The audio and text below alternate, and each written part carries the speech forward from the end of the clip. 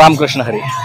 आपण माझ्या मागे हा जो वैष्णवांचा मेळा पाहता आहात, हा आहे संत ज्ञानेश्वर माऊली यांचा जो रथ पंढरपूरकडे प्रस्थान ठेवलेला आहे, त्यामध्ये असलेला हा जनसागर आहे. सकाळीच भल्या पहाटे पलटणवरनं पालखी पुढच्या प्रवासासाठी निघालेली असते आणि मध्ये अगदी दुपारच्या वेळी एक विसावा घेते. तो विसावा आहे पिंपरद या गावचा. इथं साधारण 2 ते 3 तास माऊली विश्रांती करतात आणि त्यांच्या ज्या पादुका असतात त्या रथामधून आदरपूर्वक प्रेमपूर्वक उतरवून विसाव्याच्या ठिकाणी आतमध्ये नेल्या जातात. तिथं भाविक भक्त जे आहेत ते मोठ्या संख्येने रांगेत उभे असतात आणि माऊलींच्या पालखीचं दर्शन घेतात. ज्यांना ज्यांना शक्य असेल आणि ज्यांच्या भाग्यात असेल त्यांना माऊलींच्या पादुकांना स्पर्शही करता येतो. पण याचा अर्थ असा नाही की ज्यांना स्पर्श करता येत नाही आहे ते काही अभागी आहेत किंवा त्यांनी काही पाप केले असं अजिबात नाही आहे. तर केवळ आणि केवळ गर्दीमुळे हे होतं आहे आणि ही गर्दी आहे ज्ञानेश्वर माऊली यांच्यावर असलेलं प्रेम, पंढरीचा जो विठुराय आहे त्याच्यावर असलेलं प्रेम याचं हे प्रतीक आहे. आता इथे साधारण 2 ते 3 तास जी पादुका आहेत त्या इथे ठेवल्या जातील, म्हणजे विसावा असेल आणि वारकऱ्यांसाठी सुद्धा हा एक विसावा असेल. कारण दिंडी जी असते ती सकाळपासून चालत आलेली असते आणि दुपारची माध्यान्नाची वेळ झालेली आहे. त्यामुळे आता इथे सगळे वारकरी विश्रांती घेऊन आपापल्या ठिकाणी भोजनाचा आस्वाद घेतील आणि त्यानंतर 2 ते 3 तासानंतर ही पालखी जी आहे ती पुढच्या मुक्कामासाठी म्हणजे बरडगावी पुन्हा प्रस्थान ठेवेल. तर या व्हिडिओच्या माध्यमातून आपल्यासमोर काही पालखीतले काही क्षणचित्र आम्ही दाखवणार आहोत, ते जरूर बघा.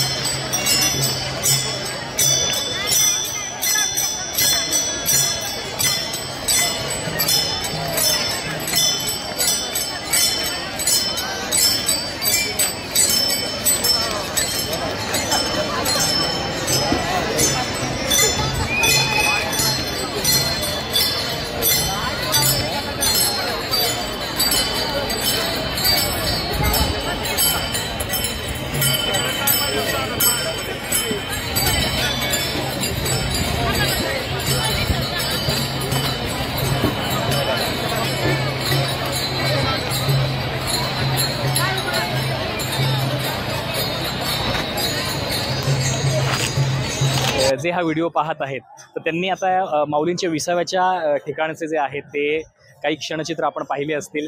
आपल्याला जर का हा व्हिडिओ आवडला असेल, माऊलींच्या पालखीचे दर्शन जर आपल्याला या व्हिडिओच्या माध्यमातून झालं असेल तर कमेंटमध्ये जय हरी माऊली असं जरूर लिहा आणि चॅनल सबस्क्राईब करायला विसरू नका. म्हणजे पालखीतले आणखी काही उत्तमोत्तम क्षण आम्ही आपल्यासाठी या व्हिडिओच्या माध्यमातून आणणार आहोत.